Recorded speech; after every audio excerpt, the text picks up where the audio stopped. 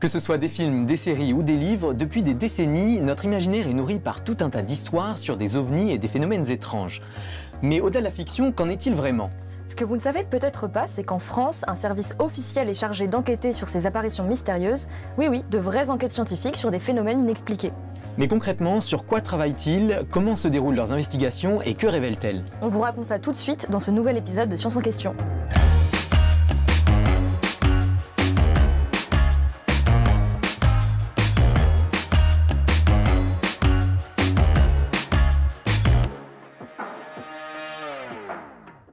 Salut à toutes et à tous, aujourd'hui on a le plaisir, la chance de recevoir Frédéric Courtade. Bonjour et bienvenue. Bonjour. Alors on avait déjà eu le plaisir de vous accueillir sur le plateau de Science en question, mais c'était pour une autre émission à propos de la mission JUICE. Aujourd'hui c'est pour parler du GEPAN, dont vous êtes le responsable. Alors je dis volontairement pas ce qu'est le GEPAN pour l'instant, vous allez comprendre pourquoi. Oui, avant d'entrer dans le vif du sujet, on a voulu savoir si cet acronyme était connu du grand public. Alors on a mené une petite enquête, on s'est rendu dans les rues de Paris pour demander aux gens si ça leur évoquait quelque chose et on leur a proposé 4 réponses possibles. A, un reptile originaire d'Asie et d'Océanie. B, une association pour la protection des oiseaux. C, une entreprise de recherche spatiale. Ou D, un service qui étudie les ovnis. Alors écoutez leurs réponses. Ça me dit quelque chose, Japon. La troisième, peut-être. La troisième, c'est qui développe des technologies spatiales, une unité qui développe... Allez, j'ai aucune certitude. Ouais, ça peut représenter peut-être les ovnis, ouais. Eh ben, j'en ai aucune idée. Est-ce que- Je dirais protection des oiseaux. C'est un organisme, une association qui est pour la protection des animaux, c'est ça ? Des oiseaux. Bah. Voilà. C'est une bonne question, j'en ai aucune idée. Est-ce que vous avez même au hasard, La première, là, l'espèce... le reptile Le reptile, ouais. Complètement au hasard. Au hasard. Je tendance à dire la première La option. première, c'était... C'était, j'ai oublié, mais c'est la celle qui m'a paru tout de suite le plus. Un reptile, ouais, tout à fait. Ouais. J'aime bien l'idée. Bon alors, on voit que c'est assez partagé. On va voir, en parallèle, on a posé les questions sur notre compte Instagram. On a fait un peu le même sondage avec la même question et les mêmes propositions de réponse. Et donc, on va regarder ce que les gens ont répondu pour voir si ça correspond. On voit qu'en majorité, à 46%, là, ils ont répondu à un service qui étudie les ovnis. Donc ça, c'est assez différent de ce que les gens ont répondu dans la rue. Frédéric, du coup, finalement. dites-nous, on va peut-être lever le mystère. Qu'est-ce que le GEPAN ? Que veut dire l'acronyme ? Oui, c'est le groupe d'études et d'informations sur les phénomènes aérospatiaux non identifiés. Plus communément Oui, connu. les ovnis font partie des PAN, donc des phénomènes aérospatiaux non identifiés. Donc le service est rattaché au CNES, mais est-ce que c'est un organisme de recherche, le GEPAN ? Non, c'est un groupe d'études, hein. C'est comme l'évoque son nom, on ne fait pas de la recherche sur les PAN ou sur les ovnis, on étudie les observations qui sont faites par les citoyens sur le territoire national, des observations parfois étranges qu'ils nous rapportent et on essaie d'identifier ce qu'ils ont vu. Alors ceux qui ont répondu bon à la question, c'est peut-être parce qu'ils ont vu la série OVNI qui a été diffusée en 2021 sur Canal+, et qui retraçait un peu l'histoire de ses membres et du service dans les années 70. Ouais. C'est à cette époque que le GEPAN a été construit ? C'est ça, oui, le GEPAN a été créé en 1977 sur une initiative d'un ingénieur du CNES qui a décidé de créer cette structure pour étudier rationnellement les ovnis ou les PAN. Et cette idée a plu à la direction de l'époque et notamment au président directeur général de l'époque qui a décidé de rattacher officiellement cet organisme au CNES. Et il y avait une volonté particulière à cette époque-là, un contexte particulier qui a fait qu'on a voulu créer le GEPAN ? Je suis assez âgé, mais je ne sais pas trop ce qui se passait à cette époque-là. Il est clair que la façon d'informer était différente d'actuellement. Il y avait 3 chaînes de télévision, il y avait pas mal de choses qui se passaient aussi autour de ces phénomènes-là. Dans les années 70, dans en plus, les années 70. C'est aussi la guerre froide entre les États-Unis et l'ex-URSS. Entre l'espionnage, la guerre froide, comme vous dites. Et donc, il y a beaucoup de fantasmes qui naissaient des fois de certaines explications. Donc, il a été décidé, je pense, par ce monsieur, de voir comment on pouvait traiter rationnellement les affaires pour essayer de taire certaines théories qui n'avaient pas lieu d'être. Donc rationnellement, avec une vraie démarche scientifique, on aura l'occasion d'en discuter. Alors dans un instant, on va découvrir plus en détail les missions du GEPAN et son fonctionnement. Place à la séquence Science en action.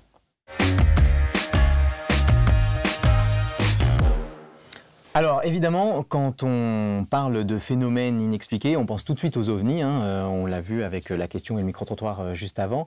Donc au GEPAN, vous n'étudiez pas les petits bonhommes verts, vous travaillez sur les PAN, vous l'avez dit. Est-ce que vous pouvez nous expliquer quelle est vraiment la différence entre ovni et PAN ? Dans l'acronyme OVNI, il y a objet. Donc les objets et la dénomination phénomène est beaucoup plus générale. Donc je dirais que les ovnis, stricto sensu, des objets volants non identifiés, sont des PAN. Donc ils font partie de la catégorie des PAN et sans leur donner une connotation extraordinaire, c'est quelque chose qui fait partie des PAN. Donc c'est vrai que de façon, je parlerai à la fois de PAN et d'OVNI, c'est quelque chose qui est rentré un petit peu chez nous, sachant qu'on préfère parler de PAN. Mais les PAN ne sont pas forcément des objets et ils ne sont pas forcément volants non plus. C'est cela, oui. Ce sont des phénomènes lumineux, des phénomènes qui attirent l'œil, des phénomènes intermittents, et pas forcément des objets. Et la plupart du temps, ce n'est pas des objets. On va en discuter après. Mais alors, comment vous faites concrètement pour étudier justement ces PAN ? Vous partez de quoi ? C'est quoi votre matière première ? La matière première, c'est le témoignage des citoyens qui nous sont rapportés via plein de canaux, je dirais, notamment celui qui est privilégié, c'est le mail générique du GEPAN, où les gens peuvent témoigner sur quelque chose qu'ils ont vu, qui les a étonnés, qui les a sidérés, ou par curiosité, ils veulent savoir ce que ça peut être. Et en fonction de ça, on va leur poser pas mal de questions, leur demander de remplir un questionnaire, un petit peu technique, on va dire, pour situer qu'est-ce qu'ils ont vu, où est-ce que c'était dans le ciel, est-ce que ça faisait du bruit, la couleur. Il faut donner un maximum de détails, voilà, en fait. Un maximum de détails. Il y a même une narration libre de ce que l'on a vu, que l'on analyse, nous. Si les gens prennent des photos, des vidéos ou font des dessins, on prend tout ça aussi. Et tout ça, c'est la matière première pour déclencher une enquête et tenter d'expliquer ce que les gens ont vu. Et alors, n'importe qui, du coup, peut faire un signalement ? Oui. N'importe qui peut faire un signalement. Le GEPAN est organisé pour prendre les témoignages de premier niveau. C'est-à-dire, ce sont les gens qui ont vu. On ne prend pas... on a entendu dire quelqu'un qui aurait vu... On n'agit pas sur une mission de quelqu'un. Il faut être le vrai témoin de l'événement. C'est très important pour nous, on a un contact direct avec lui. Et on étudie la façon dont il nous le raconte, la façon dont il produit les indices. Et vous avez donc des signalements, vous en recevez par mail, il y a aussi un site internet où on peut déposer un formulaire. Est-ce qu'il y a d'autres sources de témoignages ? C'est clair, oui. Le GEPAN a un partenariat privilégié avec la gendarmerie nationale. Les gendarmes prennent sur le territoire des dépositions. Des gens peuvent se rendre dans un bureau de gendarmerie et des dispositions ont été laissées pour prendre le témoignage de telle façon qu'ensuite ils soient exploitables pour nous pour mener les enquêtes. Et nous avons également laissé des dispositions auprès de la délégation générale de l'aviation civile qui peut prendre des témoignages de pilotes d'avion aussi. Voilà. Donc il y a un document officiel qui permet aux pilotes de s'exprimer et de dire voilà ce que j'ai vu dans le ciel. Ils donnent tous les détails et c'est le terreau pour que nous déclenchions une enquête le cas échéant. Et est-ce que parmi tous les signalements que vous recevez, j'imagine que ça vient de partout en France déjà, est-ce qu'il y a des zones qui sont plus actives que d'autres ? Bon, alors il y a beaucoup de statistiques qui sont faites parce que tout est public. Toutes les enquêtes que l'on mène sont publiques. C'est également très important pour nous. Donc on peut faire toutes les statistiques que l'on veut. Mais il n'y a pas aujourd'hui, il n'y a pas d'études approfondies sur ce sujet. Alors justement, si on regarde les statistiques que vous publiez sur le site du GEPAN, on voit quand même que dans en Ile-de-France et dans plutôt le sud de la France, il y a pas mal de témoignages qui ressortent en tout cas. Oui. Bon, en Ile-de-France, ça peut se comprendre, c'est quand même une région beaucoup plus peuplée. Ouais. Le sud de la France, déjà la proximité de Toulouse avec le Centre national d'études spatiales peut permettre aux gens d'aller plus naturellement vers nous lorsqu'ils seront plus sensibilisés. Voilà. Okay. Alors en parlant des signalements, on a une question du public sur le sujet, je vous laisse regarder. Est-ce qu'il y a de plus en plus de signalements ces temps-ci ou pas, par exemple ? Ouais. Alors, quelle est la tendance des signalements au cours du temps ? Est-ce qu'on a de plus en plus de signalements ou ça ne bouge pas ? La tendance est assez stable le long des années. On reçoit à peu près 800 signalements par an. Enfin, on déduit 800 signalements par an des plusieurs milliers de contacts que l'on a avec le grand public. C'est pas toujours des signalements quand on vous contacte ? Il y a plusieurs témoins aussi qui voient la même chose. Il y a des choses qui sont en dehors du cadre du GEPAN. On nous interroge aussi sur beaucoup de choses où on essaie d'y répondre, mais ce n'est pas forcément notre métier. On dégage à peu près 800 signalements par an. Et cette année, il y en a un petit peu plus. Il y en a 900. On a une tendance peut-être à l'augmentation du fait du peuplement de l'orbite basse de la Terre par la constellation Starlink qui est souvent vue par des observateurs comme quelque chose qui n'arrive pas à expliquer. Oui, ça fait des traînées Ça en fait fait. des traits, et on voit aussi les satellites en opération, donc tout ça, ça peut surprendre. On a une augmentation de signalements qui est vraisemblablement due à ça. On est d'accord, vous recevez que des signalements qui viennent de la France hexagonale ou alors des Outre-mer? Oui, le GEPAN donc, est légitime sur le territoire national. On fait appel à des services de l'État pour traiter les témoignages. Et on a également l'autorisation de prendre des témoignages de pilotes qui voient des choses sur des vols en provenance ou à destination du territoire français. Et alors, quels sont les phénomènes les plus observés couramment? On peut parler en termes de méprise, c'est je dirais la proportion qui revient le plus, ce sont les aéronefs. Les aéronefs et... On a un petit diagramme là justement qui montre un peu la proportion. Ouais, donc c'est ça, 20% à peu près, ça concerne l'aéronautique. Des méprises d'aéronefs de tout type, et ensuite oui, tout ce qui est ballons de tout type aussi, qu'ils soient festifs ou scientifiques, qui sont pris pour des choses qui sont pris pour des ovnis ou des pans. Ouais. Bon, alors ça, bien sûr, c'est une fois que vous avez mené l'enquête et que vous montrez ce qu'a été en fait le phénomène observé. Mais j'imagine qu'au départ, tous les signalements ne nécessitent pas forcément une enquête approfondie. Comment vous faites le tri alors? On a une certaine expérience déjà, on a des bases de données importantes, comme vous le disiez, le GEPAN a bientôt 50 ans d'existence, donc on a une bonne expérience sur ce que les gens ont vu, on est au fait de ce qui se passe, je dirais, d'un point de vue aéronautique, on reçoit des veilles sur les drones, sur les aéronefs, sur la situation spatiale et astronautique. Donc il y a des choses qui pour nous sont évidentes ou récurrentes, dont on répond directement aux témoins avec une enquête très, très légère, injustifiant ce que c'est. Et parmi les 800 signalements, si on part sur cette base-là, il y en a à peu près une centaine qui méritent une enquête plus approfondie, puisqu'on n'arrive pas de façon évidente à déterminer ce que les gens ont vu. Donc là, on diligente une enquête auprès de nos enquêteurs. Mais donc la grande majorité des signalements sont quand même traités assez rapidement avant d'avoir besoin d'ouvrir une enquête. Oui. Mais ça représente quand même un boulot colossal, c'est une centaine d'enquêtes, c'est j'imagine plusieurs mois de travail en plus. Oui, alors ce sont le GEPAN donc est un groupe, c'est pas un service du CNES, donc c'est la particularité de cet organisme de travailler avec et pour le grand public, c'est-à-dire qu'on travaille avec des gens issus de la société civile qui endossent le rôle d'enquêteurs.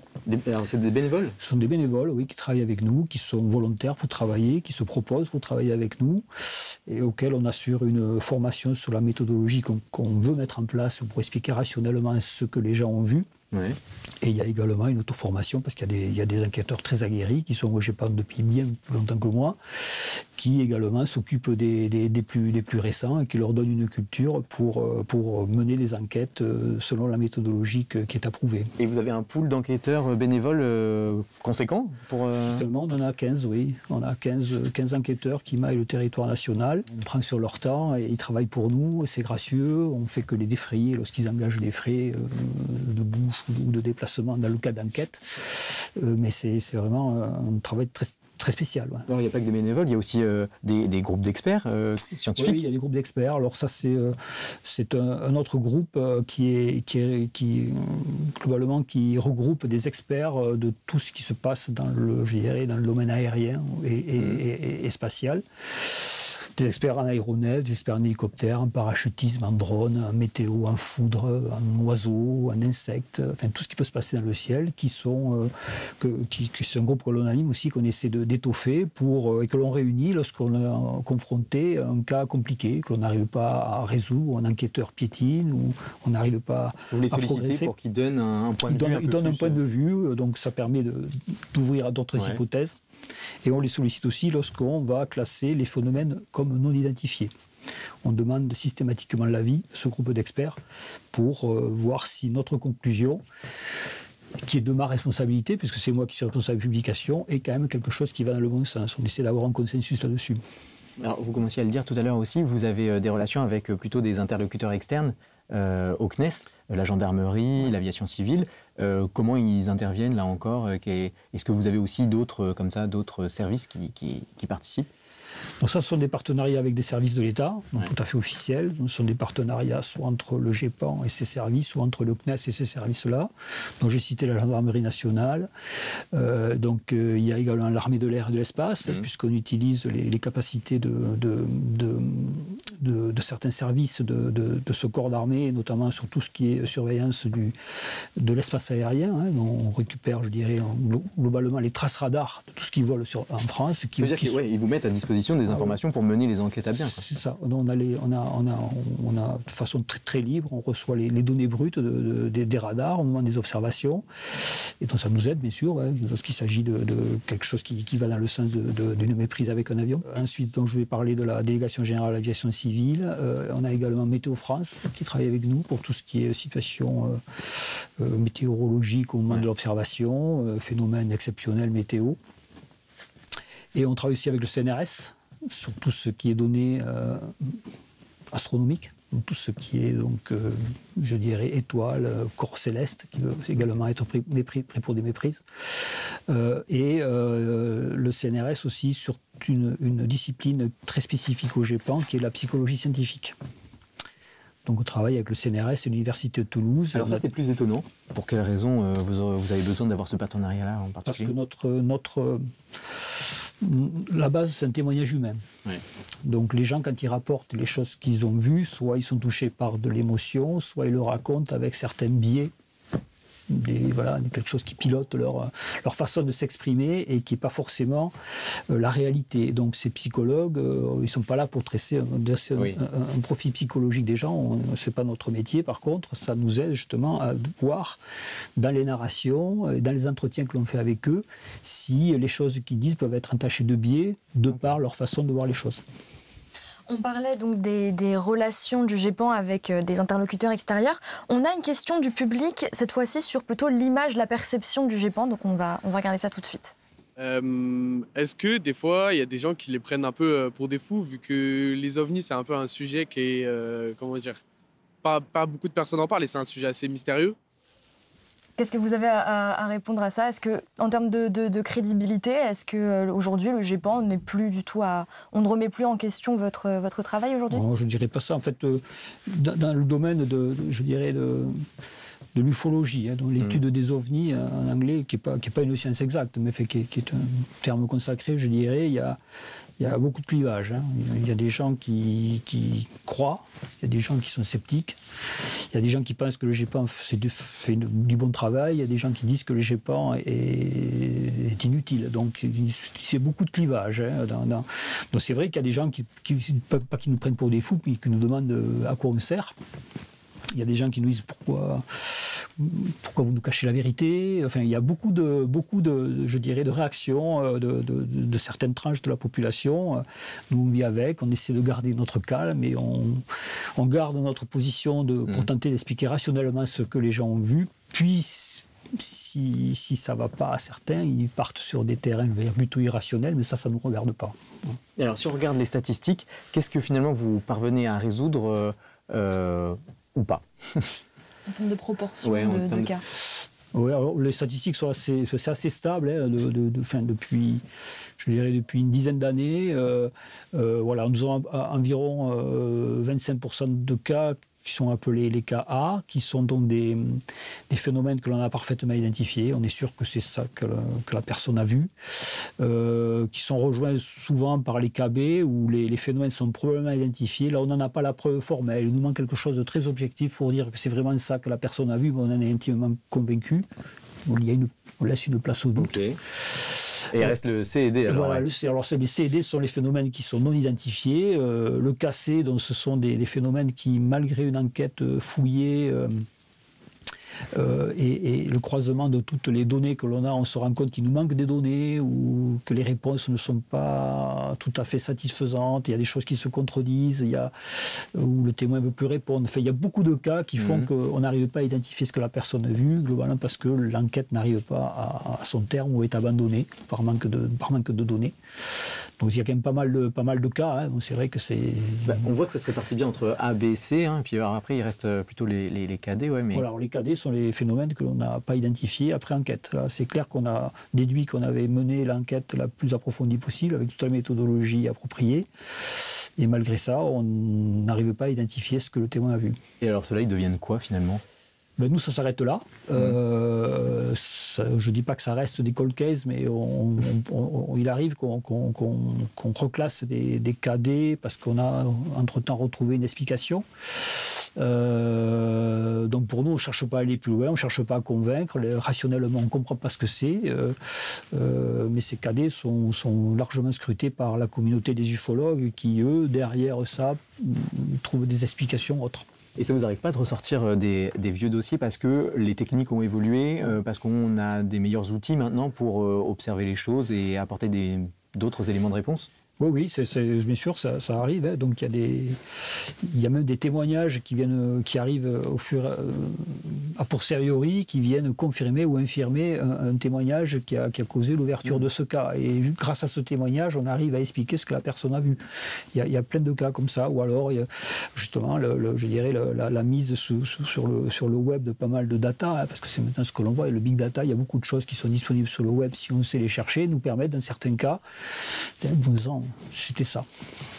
Très bien, merci beaucoup. Alors avant de détailler votre méthode d'enquête, on va revenir sur une affaire digne d'un film de science-fiction, Marine, hein, c'est l'affaire Roswell, c'est le coup d'œil du jour. Alors pour la chronique d'aujourd'hui, je me suis dit qu'on ne pouvait pas faire une émission sur le GEPAN sans parler de l'OVNI le plus célèbre du monde, le fameux crash de Roswell qui a eu lieu en 1947 aux États-Unis. Alors pour commencer, un rappel des faits. En juillet 1947, près de la ville de Roswell au Nouveau-Mexique, un propriétaire de ranch tombe sur des débris éparpillés au sol, des feuilles d'aluminium, des morceaux de plastique, du caoutchouc. Il prévient ses voisins qui interpellent le shérif de Roswell et lui-même décide de contacter la base militaire la plus proche, la Roswell Army Airfield. Des militaires récupèrent une partie des débris pour les étudier et publient un premier communiqué de presse qui mentionne le crash d'un flying disc, un disque volant. Mais le lendemain de ce communiqué, les militaires reviennent sur leur déclaration et affirment que les débris viennent d'un ballon-sonde. Alors un ballon-sonde, en deux mots, c'est un ballon à gaz équipé d'instruments de mesure et on en utilise souvent en météorologie. Oui, d'ailleurs, c'est ce qu'on voit là à l'image. Tout à fait, on peut en voir un ici. C'est un peu bizarre quand même comme revirement, non ? C'est un peu bizarre ce changement de version, mais bon, les erreurs, ça arrive. Et puis, en 1947, personne ne s'attarde sur l'affaire.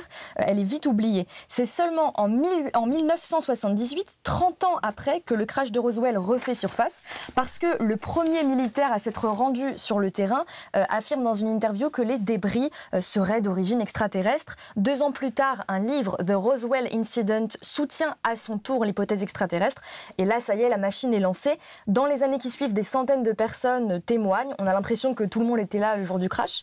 On voit fleurir des dizaines de livres sur le sujet, des documentaires et surtout des rumeurs plus ou moins sophistiquées. On entend notamment que l'OVNI de Roswell serait en réalité un vaisseau spatial issu d'une civilisation extraterrestre avancée qui aurait visité la Terre, que l'armée aurait récupéré des cadavres d'aliens pour les étudier en laboratoire et bien sûr que le gouvernement américain mentait à la population pour étouffer l'affaire. Et est-ce que le gouvernement américain, du coup, a répondu à ces accusations alors ? Eh bien, l'US Air Force a publié 2 rapports en 1995 et en 1997. Dans ces rapports, l'armée confirme que l'OVNI de Roswell était bien un ballon-sonde qui faisait partie d'un programme militaire ultra secret, le projet Mogul. Le but de ce projet, c'était d'espionner les expériences nucléaires soviétiques avec des ballons équipés de capteurs. Et quant au témoignage de corps, l'US Air Force explique que dans les années 50, des mannequins ressemblant à des humains ont été largués depuis le ciel pour tester des parachutes et que c'est peut-être ces opérations-là qui ont été le point de départ de certains témoignages. Et ils ont été reçus comment par le public alors, ces témoignages ?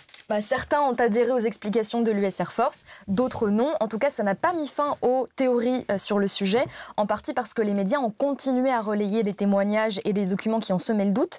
L'exemple le plus connu en France, c'est lorsqu'en 1995, dans l'émission L'Odyssée de l'étrange, TF1 a diffusé des extraits d'un faux documentaire montrant l'autopsie prétendue d'un alien de Roswell. Ce film a fait le tour du monde. On considère même que c'est l'une des premières fake news avant l'ère d'Internet, bien que le réalisateur ait avoué qu'il s'agissait d'un canular, le mal était fait.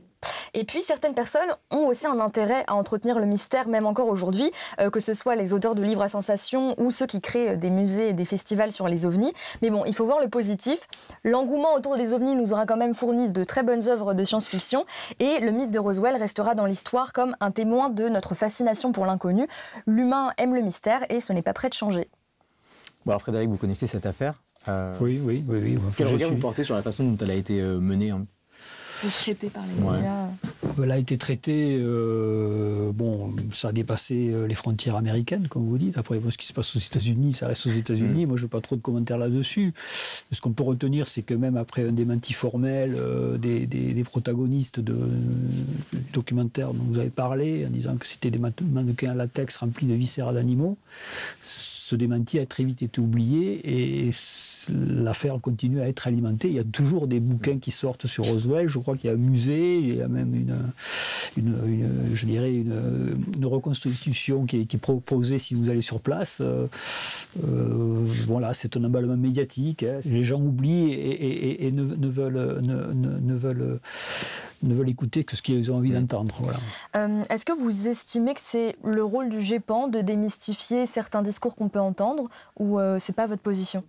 Alors, des théories, on reçoit parmi les plusieurs milliers de contacts avec le grand public qu'on a, on a des gens qui ont des pensées complotistes et conspirationnistes. On a également des contacts avec des organes qui ont des dérives sectaires aussi, qui nous contactent et nous demandent si on a, lorsque c'est les sectes qui ont trait aux extraterrestres, si on a changé notre position par rapport à leur doctrine. On leur répond que non. Mais on ne va pas plus loin. Ça reste, c'est pas notre mission. Nous, on est vraiment au service du public, mais on essaie quand même de donner des réponses aux gens en restant très rationnel.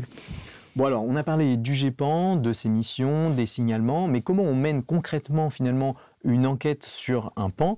Alors je vous propose maintenant qu'on plonge dans les coulisses d'une enquête avec une autre membre du GEPAN.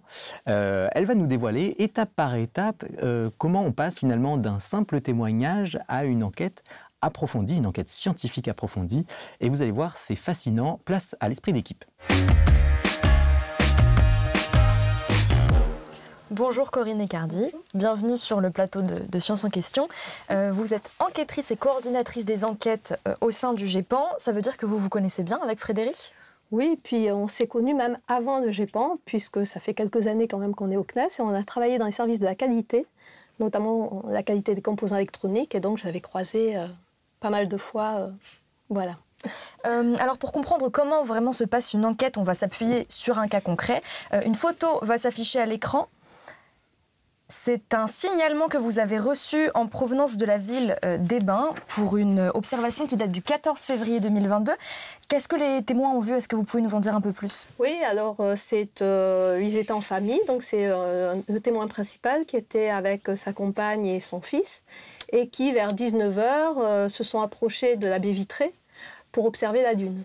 Et en fait, derrière la chaîne de montagne, ils ont vu une sorte de demi-cercle de lumière qui ressemblait à un coucher de lune. Et effectivement, au bout de quelques minutes, ça a disparu derrière la montagne. Or, il s'avère qu'en regardant un peu plus dans le ciel, ils ont observé la Lune qui était dans une autre direction et avec une élévation plus importante. Il n'y a pas de Lune dans le ciel. Voilà, ils en ont déduit que ce qu'ils avaient vu n'était pas la Lune. Et donc, ça les a perturbés. Ils se sont dit, mais qu'est-ce que c'est ? Et donc, vous, au GEPAN, vous recevez ce signalement. Vous estimez qu'une enquête est nécessaire. Et c'est à ce moment-là que vous confiez l'enquête à un enquêteur. Alors, c'est un peu plus compliqué que ça. Effectivement, il y a un premier pré-filtre. Il y a une pré-caractérisation qui est faite. On a des outils qui nous permettent de voir si ce sont des cas qui vont être complexes à traiter ou si finalement assez rapidement on va aboutir au phénomène à l'origine de l'observation. Du coup, ils sont placés en priorité ou pas.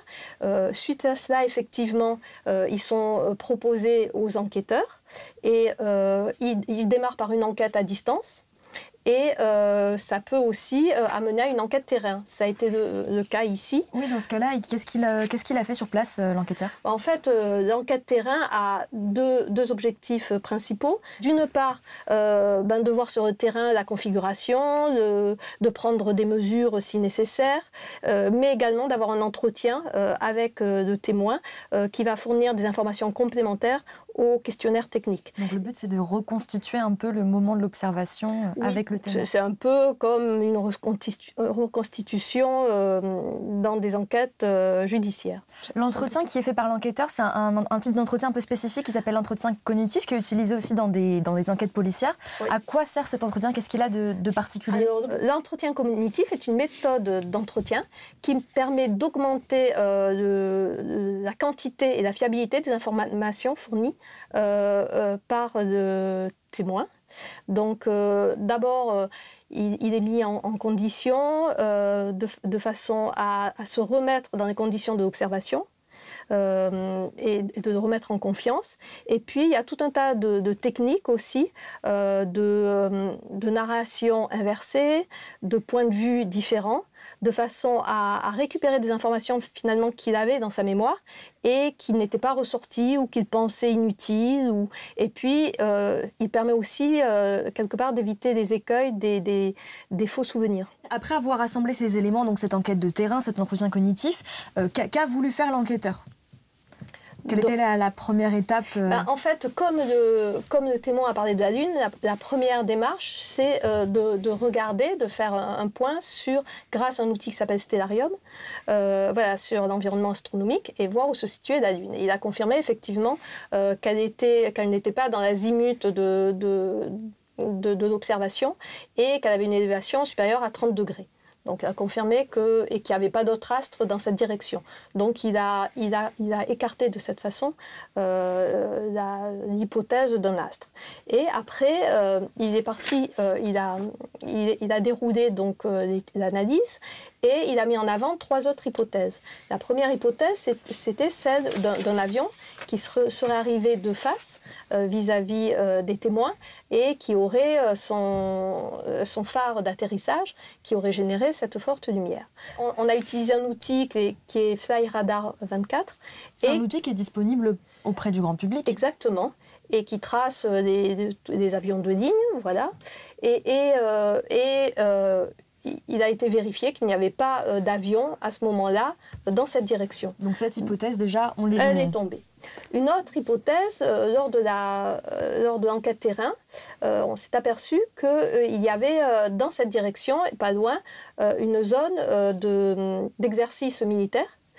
Et donc, on a émis l'hypothèse que peut-être il y avait un engin pyrotechnique ou un exercice militaire qui aurait pu générer ce genre d'observation. Donc, les responsables de ces sites ont été contactés et ils ont confirmé qu'il n'y avait pas eu d'exercice à ce moment-là. Une autre hypothèse qui tombe. Donc la troisième hypothèse, c'était un halo de lumière généré par des alpinistes qui auraient des lampes frontales. Sacrées lampes frontales, du coup. Comment? Je dis des sacrées lampes frontales, du coup. Des sacrées lampes frontales, effectivement, parce que donc, dans cette direction, on a regardé les sommets qui se trouvaient, et effectivement, c'était à une quinzaine de kilomètres quand même du point d'observation. Voilà, du point d'observation. Donc, sacrées lampes frontales. Également, enneigement important, accès difficile. Il aurait fallu que les lumières soient orientées vers le ciel. Donc ça paraissait pas très logique. Par contre, en poussant cette hypothèse, il s'est avéré que dans cette direction et derrière le sommet duquel paraissait paraître cet halo de lumière, il y avait l'Alpe d'Huez, donc un domaine skiable. Et en contactant les services d'entretien des pistes, il s'est avéré que des dameuses étaient utilisées à ce moment-là. Les dameuses, c'est des engins qui tassent pistes la neige. Ouais. Voilà. Et ces dameuses possèdent de grosses lumières, en fait. Et également, cette hypothèse a pu être corroborée par le fait qu'il y avait des webcams et qui ont filmé à cette heure-là, effectivement, les dameuses qui étaient au travail. Ouais. À 19h21, c'est ce qu'on voit ici. On voit effectivement des gros halos de lumière. Ça correspond au témoignage. Et on voit effectivement que c'est vraiment dans la direction d'observation. On était dans l'azimut 95. Donc dans l'est, est-sud-est, et qui était vraiment la direction d'observation du témoin. Et donc là, il y avait suffisamment d'éléments pour conclure que c'était une hypothèse fiable. Là, effectivement, alors en complément, on a demandé à Météo France de fournir les conditions météo, et notamment les conditions de nébulosité, et il s'avérait qu'il y avait un plafond nuageux entre 3005 et 5000 mètres. Et donc l'explication était, on a regardé vis-à-vis de l'orientation, de l'azimut, etc. Et ça concordait bien. Il pouvait effectivement y avoir un reflet des projecteurs des dameuses sur cette couverture nuageuse qui représentait ce halo et qui était en partie caché par les crêtes qui se trouvaient entre le témoin et les dameuses. Donc là, c'est l'hypothèse qui a l'air vraiment très probable, mais à quel moment l'enquêteur ou le bureau décide que c'est l'hypothèse qui sera retenue définitivement? Alors il y a une classification donc, des cas. Donc là, on a rédigé un compte-rendu et la classification du cas est définie par rapport à son niveau d'étrangeté. Voilà, et son niveau de consistance. Dans ce cas-là, on a considéré que la consistance était bonne, puisqu'on avait un témoin qui a donné beaucoup d'informations, on a eu une enquête terrain qui a effectivement confirmé ses dires, et le niveau d'étrangeté finalement était assez faible par le fait des enregistrements de ces dameuses qui étaient bien à cet endroit-là. Donc ce cas a été classé en A avec une observation avérée des projecteurs des dameuses. Tout est bien qui finit bien. Corinne, ce n'est pas vous qui avez mené l'enquête sur le terrain. Quel est votre rôle en tant que coordinatrice des enquêtes? Alors, donc, le processus, il y a tout un processus qui part de la réception d'un témoignage jusqu'à la publication. En fait, il se fait en 19 étapes. Alors, on ne va pas les détailler aujourd'hui, mais ça passe par une précaractérisation pour orienter, par la fourniture au cas à un des enquêteurs. Mais après, on reste vraiment en contact avec eux pour suivre le déroulement de l'enquête. Vous leur donnez quoi, des informations supplémentaires? En fait, s'ils font, par exemple, s'ils ont besoin de retour de Météo France, du COS pour les centres atmosphériques, etc., c'est nous qui sollicitons les demandes, qui leur transférons les résultats. Et on suit l'enquête en fait, de près. Si l'enquêteur a des difficultés, on peut lui proposer de faire une enquête à plusieurs. Une enquête participative où chacun émet des hypothèses et ça permet un petit peu de discuter, de réfléchir ensemble. Et lorsque il rend ses conclusions, je les revois. Je rediscute avec lui si je trouve que la classification n'est pas complètement justifiée, ou on en discute ensemble. Je fais en sorte aussi que le compte-rendu soit accessible aux témoins et aux lecteurs. Et quand je considère que le compte-rendu est effectivement dans son état final, proposable, je le soumets à Frédéric qui le valide avant sa publication. Alors là, on parle d'un cas particulier, mais on a un passant qu'on a vu dans la rue qui nous a interrogé sur les autres enquêtes. Je vous propose de l'écouter. C'est quoi la découverte la plus fascinante qu'ils aient pu faire, qui ait pu leur donner des étoiles dans les yeux un peu? Alors, vous ne faites pas forcément des découvertes, mais vous résolvez des cas, des affaires. Est-ce qu'il y en a un qui vous a particulièrement marqué? Alors, je m'adresse à vous deux.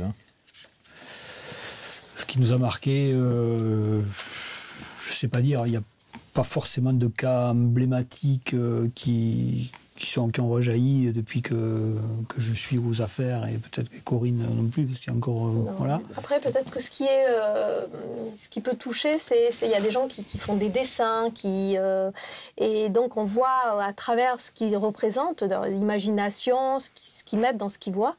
Et c'est plus ça qui est touchant, finalement, c'est l'aspect humain. Merci pour ces éléments. Alors maintenant que les enquêtes n'ont plus de secret pour nous, c'est l'heure de jouer ensemble.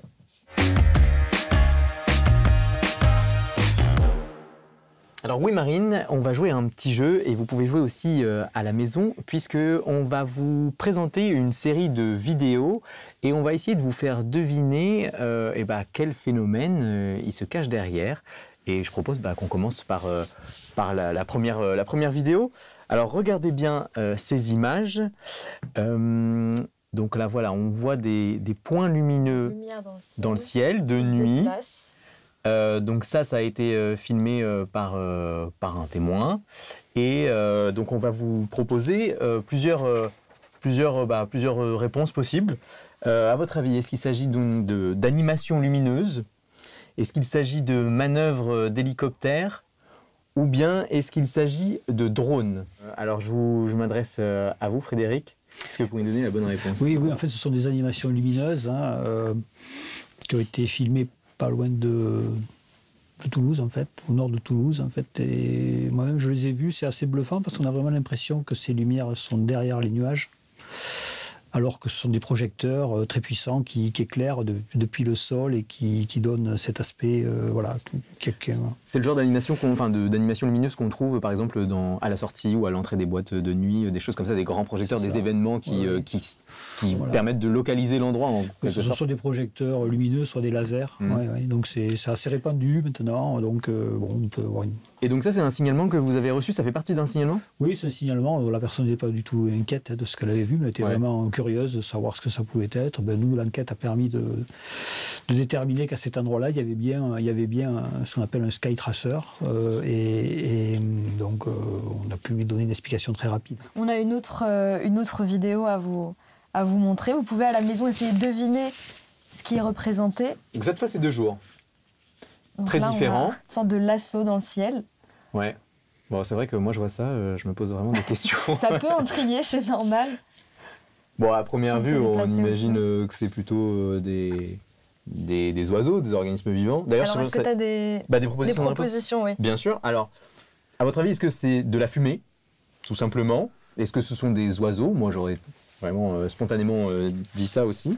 Est-ce que ce sont des insectes? Corinne, est-ce que vous pouvez nous donner la bonne réponse? C'est de la fumée, ce ne sont pas des organismes vivants. Ok. On sait d'où vient cette fumée? Alors ça venait de... C'était filmé pas très loin du Puy du Fou. Voilà, donc ça venait d'un site de spectacle pyrotechnique. Plutôt assez loin du Puy du Fou. Les gens n'ont pas fait le rapprochement. Et les conditions météo, à ce moment-là, qui ont été vérifiées grâce à nos liens à Météo France, ont permis de montrer que les conditions de température, pression, humidité permettaient aux ronds de fumée de rester constitués très longtemps. Donc les gens faisaient un barbecue là.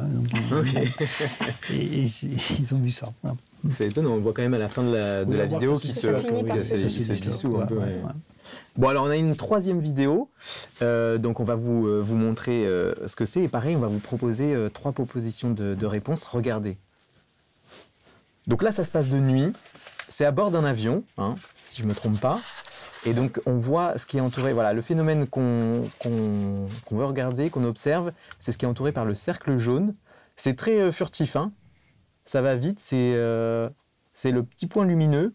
Qui disparaît assez vite, oui. Voilà. Donc là, à nouveau, 3 propositions de réponse. À votre avis, est-ce qu'il s'agit d'un feu d'artifice, d'une fusée de détresse ou bien de satellites? Et oui, et Frédéric parlait de la pollution lumineuse. Eh bien, on est en plein dedans, puisque ce sont des Starlink. Des Starlink. C'est plusieurs satellites qui se suivent les uns les autres. Alors, qui se croisent plutôt. Qui sont donc à 550 km d'altitude sur un réseau. L'orbite assez basse. L'orbite assez basse, oui, et qui sont sur un réseau. Et c'est ce qu'on appelle les flares Starlink, c'est-à-dire que dans certaines conditions, là on voit le maillage, on voit des trains de Starlink qui se trouvent plutôt à 250 km d'altitude. Et puis après, quand ils rejoignent leur poste, ça fait un maillage et c'est plutôt ce qu'on appelle des flare Starlink, c'est-à-dire dans des conditions spécifiques de positionnement de ces satellites vis-à-vis du Soleil. Il y a une réflexion qui se produit sur leurs panneaux solaires ou sur le support mécanique. Et qui peuvent, pour l'observateur, générer des flashs comme ça lumineux. Alors on a une 4e et dernière vidéo à vous montrer. Regardez. Alors là c'est assez mystérieux, hein, pareil, de nuit. C'est souvent de nuit quand même, hein, j'ai l'impression, les observations. Et là pareil, on a 3 propositions possibles. Alors est-ce qu'il s'agirait plutôt de drones, d'avions ou bien de reflets? Frédéric? Oui, alors c'est un phénomène fréquent et sans danger, on va dire. Ce qui est étonnant, là, c'est le fait que ce soit quand même très aligné, c'est assez géométrique comme figure. Oui, voilà. En fait, c'est la patrouille de France, en fait. Ah, ok. La patrouille de France ne vole jamais la nuit avec les phares d'atterrissage allumés, ce qui est le cas là. Sauf le jour où ils incorporent les 2 nouveaux membres de la patrouille de France chaque année. Donc il y a un vol, je dirais. Donc ce phénomène-là, on peut le voir tous les ans? On peut le voir tous les ans. Du côté de Salon de Provence, ça peut être vu et c'est pas peu connu. C'est étonnant. Voilà. On a vu différents exemples. Est-ce qu'il y en a certains qui vous font sourire? Ça peut prêter à sourire, mais dans certains cas, on voit la façon dont les gens sont apeurés, qui disent qu'ils ne veulent plus sortir chez eux, des choses comme ça. Okay. Le but, c'est quand même essayer de les rassurer quand on peut. Et quand on ne trouve pas ce qu'ils ont vu, c'est encore plus embêtant pour eux. Donc on continue à essayer de les rassurer, en essayant de leur dire on n'a pas compris, mais ce n'est pas parce qu'on n'a pas compris que c'est dangereux. Et votre travail permet de rassurer, en tout cas. C'est ça, comme je disais, un service aux citoyens qui est proposé par le CNES. Et le CNES est fier de pouvoir rendre ce service. Alors, on va s'intéresser maintenant un peu plus à votre parcours. Comment vous en êtes venu finalement à faire ces métiers passionnants? Place à la séquence en coulisses. Alors, les personnes qui nous regardent se demandent peut-être quel parcours il faut suivre pour intégrer le GEPAN. Et justement, on a un petit défi pour vous. Frédéric, Corinne, on va vous demander de présenter votre parcours en 30 secondes, montre en main. C'est vous, Frédéric, qui commencez. Vous me dites quand vous êtes prêt et puis on lance le chrono. Ah ouais, d'accord. Je suis prêt, oui. C'est bon, c'est parti alors. Oui, moi j'ai 57 ans, je suis diplômé en sciences des matériaux, une formation que j'ai mis en application la première partie de ma carrière en travaillant dans l'industrie et au CNES dans des laboratoires d'expertise de matériel. Ensuite, j'ai été impliqué dans le développement d'instruments scientifiques montés sur des sondes spatiales dans le domaine de l'exobiologie et de la planétologie. J'ai eu une expérience de management de service avant que... Vous pouvez finir votre phrase, il n'y a pas de souci. Oui. Avant qu'on me choisisse pour être à la tête du GEPAN. Vous avez presque fini. Ouais, parfait. Il ne manquait pas grand-chose. Corinne, on va passer à vous. Est-ce que vous êtes prête? Est-ce qu'on peut lancer le chrono? Yes. Top. Donc j'ai fait des études scientifiques, d'abord à l'université, puis en école d'ingénieur à Marseille. Je suis rentrée directement au CNES. Au service de la qualité, où je suis restée plus de 30 ans, donc à la qualité des composants électroniques, dans l'expertise de tests, la vérification de la qualité, de la fiabilité des composants. Et puis j'ai eu envie un petit peu de changer de domaine, et je suis arrivée au GEPAN il y a un peu plus d'1 an. Parfait, pile poil. Alors merci, bravo à tous les deux, bien joué. On a encore quelques questions à vous poser. D'abord Frédéric, j'imagine que vous n'êtes pas trop dépaysé parce que c'est pas la première fois qu'on vous reçoit sur le plateau de Science en question. On vous a déjà reçu dans l'émission sur la Science spatiale JUICE, mais à l'époque vous étiez responsable des instruments scientifiques français sur la sonde. Aujourd'hui, on l'a dit, vous êtes à la tête du GEPAN. Quelle est la motivation derrière ce changement de poste? En fait, ça fait partie des opportunités qu'offre le CNES de changer d'orientation dans sa carrière. Moi, j'en ai un peu profité, puisque après m'être occupé des instruments de JUICE, j'ai donc cette expérience de management du service des mécanismes spatiaux et des équipements qui permettent le contrôle de l'attitude des satellites. Et quand j'ai toujours connu un petit peu le GEPAN. Je dirais que j'ai connu le GEPAN avant le CNES. Moi, je suis donc... j'ai 57 ans, donc le GEPAN a 50 ans. Donc, à l'époque de sa création, il y avait beaucoup de sujets audiovisuels, je dirais, sur ce thème-là. Et ça m'a toujours intrigué. Donc quand le poste s'est libéré, je me suis dit quand même, sans trop savoir ce qui s'y faisait, je me suis proposé, je me suis renseigné avec le responsable et j'ai trouvé que la relation avec le grand public, c'était quelque chose de très sympa. C'est un des seuls services au CNES où on a cette opportunité, cette forte autonomie de venir vous voir, de discuter avec les gens. C'est ça qui vous plaît le plus. Et c'est ça qui me plaît le plus, oui, c'est le lien, voilà. Donc, dans le respect des gens, il faut savoir leur répondre, être ferme quand il faut l'être, et être respectueux globalement lorsqu'ils s'interrogent sur ce qu'ils ont vu. Corinne, vous rejoignez ce que dit Frédéric ? Oui, l'aspect humain est très important dans ces activités avec le GEPAN, autant vis-à-vis des témoins que dans le travail d'équipe voilà, avec les enquêteurs, et c'est une réelle aventure humaine. Puis moi, ce qui m'a plu aussi, c'est la diversité des sujets abordés. Alors c'est vrai qu'il y a des postes au CNES où on est très spécialisé sur un sujet, puis là, ça nous permet aussi de nous ouvrir à tout un tas d'aspects, de domaines, voilà. Et puis également cette notion d'enquête, je trouve ça très intéressant, puisque ça demande une grande rigueur scientifique, et donc il faut y mettre des hypothèses, essayer de démontrer ou de les écarter. Et donc tout ce cheminement est très intéressant, et c'est assez satisfaisant intellectuellement quand on arrive à identifier la cause de l'observation. Et comment vous vivez peut-être la méfiance qu'il peut y avoir parfois sur on ne nous dit pas tout, vous avez des agendas cachés ou des choses comme ça. Comment vous vivez un peu ça, vous ? Moi, j'y suis souvent confronté. Donc, quand on fait des conférences, il y a toujours une frange de la population qui vont jusqu'à m'interpeller et m'attaquer, me disant... Il y avoir une vraie hostilité de... Ah oui, même si j'ai pas honte d'être payé pour cacher la vérité. Bon, voilà, donc on essaie de répondre aux gens, on ne peut pas trop parce qu'ils sont dans leur monde là. Il faut garder son calme, il faut rester dans la rationalité. C'est du relationnel, c'est du humain. Voilà, donc globalement, c'est comme ça. Et puis le GEPAN, c'est comme je vous disais, fait partie du CNES, qui est un opérateur de l'État. Sur le site, sur les documents, il y a la Marianne, il y a le drapeau français. On voit comment ça se passe actuellement sur une certaine défiance de tout ça. Donc ça contribue quelquefois avec certaines personnes à y avoir quelques débordements. Ouais. Okay. Alors pour bien comprendre dans quelles conditions vous travaillez, on a préparé un petit exercice pour vous.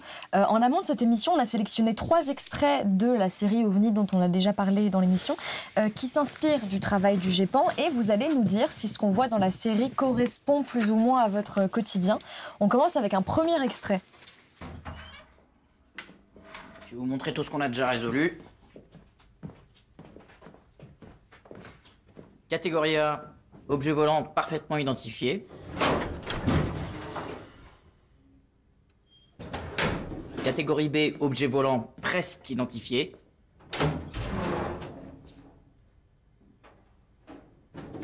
C, pas assez d'infos pour identifier.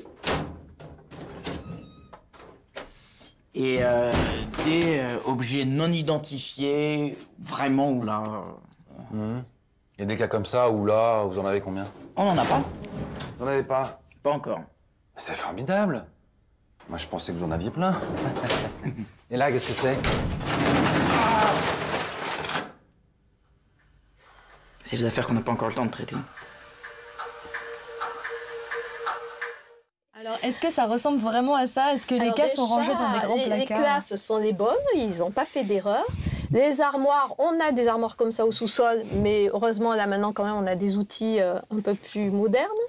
Après, au niveau des cas ABCD, ils ont gardé la proportion, c'est pas mal. Là, on peut voir de vrais extraits du vrai bureau du GEPAN. Alors, des bureaux, des sous-sols. Hein. Les sous-sols.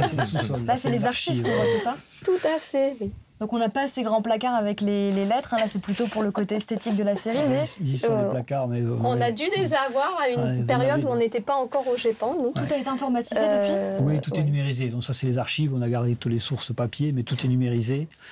Et après, effectivement, on a des cas, on est en retard, on ne peut pas dire qu'on est on a beaucoup de cas en souffrance. C'est réaliste. On n'est pas en flux tendu, on essaie là de traiter des cas actuels et de rattraper un peu de retard des années précédentes. Mais effectivement, si on devait mesurer en nombre de dossiers, ça tomberait de l'armoire. On s'appuie sur les ressources propres, sur des enquêteurs qui sont bénévoles. Dans la charte qui les engage avec nous, entre guillemets, ils sont censés faire au minimum 3 enquêtes par an. Ils font ça sur leur temps de travail. La plupart ont des professions. On n'a pas des retraités, on n'a que très peu de retraités. On a des gens de tous bords qui ont une activité.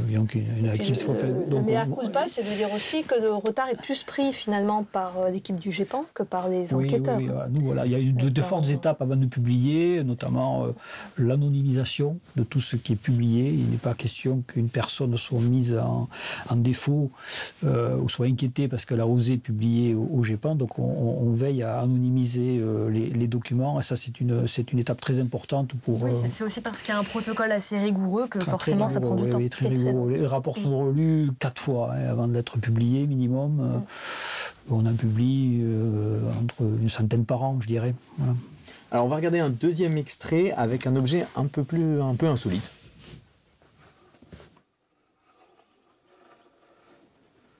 Je pense qu'on est sur une méprise, hein. Probablement la Lune. Chaque mois en moyenne, on a 16% de confusion avec la Lune. Ça s'appelle le SimOVNI, simulateur d'OVNI. Attendez, vous voulez dire qu'aujourd'hui en France, il y a des gens qui appellent la gendarmerie parce qu'ils ont confondu la Lune avec un OVNI? Ah oui, puis avec plein d'autres trucs aussi, oui.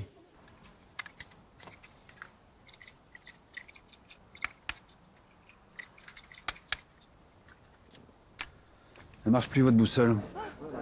Calendrier. Alors.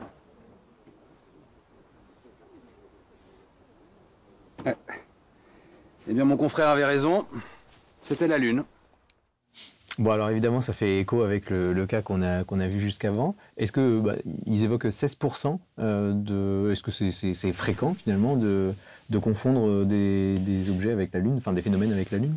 Bon, c'est un petit peu moins, je crois, dans les proportions qu'on a vues tout à l'heure, c'est un petit peu moins. Mais des méprises avec la Lune sont célèbres, je dirais, dans des cas emblématiques et continuent à arriver. Hein. Il est quelquefois la Lune derrière une couche nuageuse, derrière un bosquet, derrière un étang, derrière je ne sais quoi, peut offrir une observation qui n'est pas évidente. Donc ça arrive, oui. Et alors là, on voit un peu un échantillon de la panoplie de l'enquêteur. Est-ce que le SimOVNI, c'est un vrai outil, c'est un vrai appareil? Oui. C'est un vrai appareil. Alors, malheureusement, on ne l'a plus, nous, dans nos caves. C'est historique. C'est un objet qui a été développé par un ancien responsable du GEPAN, le GEPAN 100i, qui permettait justement de viser la zone qui avait été vue par... où le témoin avait vu quelque chose et de reconstituer très précisément ce qu'il avait vu et en utilisant des coordonnées avec un théodolite, de donner exactement la trajectoire, la taille, etc. Donc c'est un appareil qui a existé, donc les gens étaient très bien au courant au niveau de cette série. Malheureusement, on a cherché à le retrouver dans nos caves, on l'a pas retrouvé. C'est quelque chose qui manque un petit peu dans notre panoplie pour dire quand même retracer l'histoire, je dirais. Il faudrait le musée du GEPAN. Ouais. On a un troisième et dernier extrait à vous montrer, je vous laisse regarder.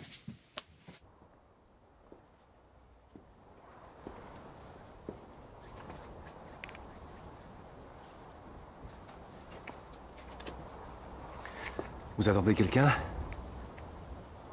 Évidemment, vous. Commandant Valérie Delbros, direction de la sécurité militaire. Professeur, la France a besoin que vous lui rendiez un grand service. Arrêtez de poser des questions.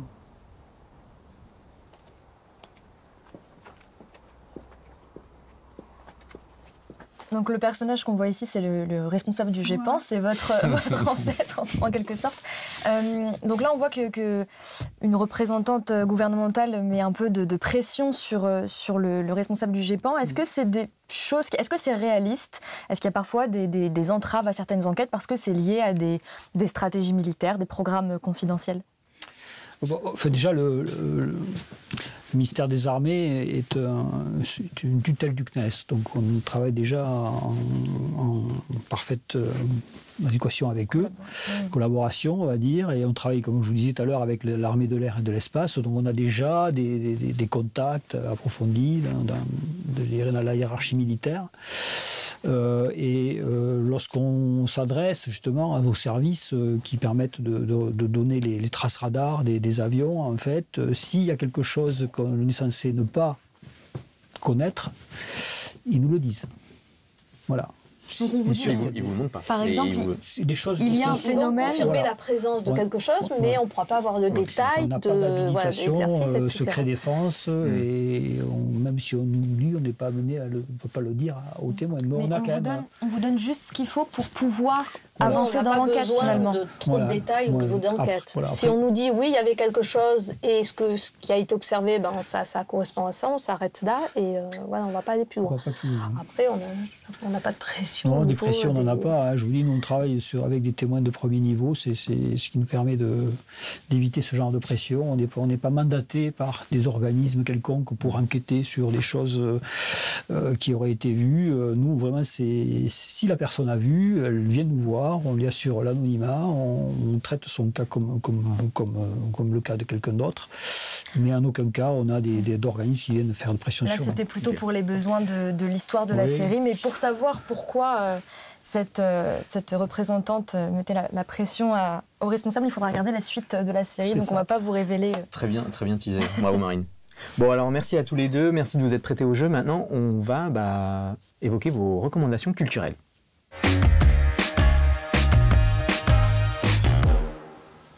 Alors Frédéric, quelle est la recommandation que vous avez choisie ? Bon, la recommandation est un lien à l'activité. Il se trouve qu'un de nos enquêteurs anime et crée des podcasts sur le travail du GEPAN tel qu'il a été mené plutôt à une époque révolue, c'est-à-dire il y a plusieurs années. Donc ils reprennent des dossiers, on va dire, emblématiques du GEPAN. Et donc sous la forme de podcast, ils font une narration. Je sais qu'il fait ça avec des proches et ça dure une vingtaine de minutes. Ça permet de se plonger dans l'affaire. Ça s'appelle comment ? Dossier OVNI. Ok. Donc c'est accessible sur, j'imagine, toutes les plateformes. Oui, ça dure habituellement une vingtaine de minutes et c'est très bien fait. Ouais, c'est très bien fait. Et quand j'ai appris que j'étais prise au GEPAN, j'ai écouté pas mal de podcasts pour me préparer et j'essayais de me dire, bon, voilà, là, il y a eu ça, qu'est-ce que c'était comme phénomène ? Et je tombais souvent à côté, en fait. Okay. Donc ça vaut le coup d'écouter. Et vous, Corinne, quelle est votre recommandation ? Je crois qu'elle est juste devant vous. Je propose La Terre entre nos mains de Thomas Pesquet. Je pense qu'il y a pas mal de gens qui connaissent ce livre, de par le fait qu'il y a des clichés magnifiques. Et puis c'est aussi le message qui est véhiculé de dire notre Terre est superbe, il faut la protéger. Et puis c'est peut-être aussi un clin d'œil, puisque c'est un peu un regard croisé, puisque nous travaillons sur des observations de personnes qui sont sur la Terre et qui regardent le ciel et l'espace. Et puis ces photos sont prises depuis l'ISS. C'est l'inverse. Voilà, c'est l'inverse. Et alors peut-être, dernière chose avant de conclure l'émission, si jamais on veut participer et être bénévole, si les gens qui nous regardent veulent être bénévoles, comment ils font ? Ils vous contactent via le site du GEPAN ? Via le site du GEPAN et via l'adresse générique qui est sur le site du GEPAN. Ils font acte de candidature, ils nous expliquent, ils nous envoient un CV, qu'est-ce qui les motive, et en fonction des places disponibles, on essaie de mailler le territoire national avec des enquêteurs répartis dans toutes les régions, et s'il y a un trou dans le maillage, si la personne est motivée, après un entretien et je dirais un petit test pour voir si la personne adhère aussi à la méthodologie rationnelle d'enquête, il est enrôlé dans le pool des enquêteurs et on lui dispense une formation. Et il y a également, je dirais, des enquêteurs très aguerris qui vont s'occuper, faire du tutorat, des choses comme ça, pour qu'ils se sentent très vite à l'aise Voilà, c'est tout à fait libre. Eh bien parfait, c'est noté. Merci beaucoup. On arrive donc à la fin de cette émission Science en question. Un grand merci à nos 2 invités du GEPAN et merci à vous aussi d'avoir suivi l'émission. Et nous, on se retrouve bientôt pour d'autres sujets passionnants, mais d'ici là, peut-être gardez l'œil ouvert, on ne sait jamais. À bientôt. Ciao les sorciers.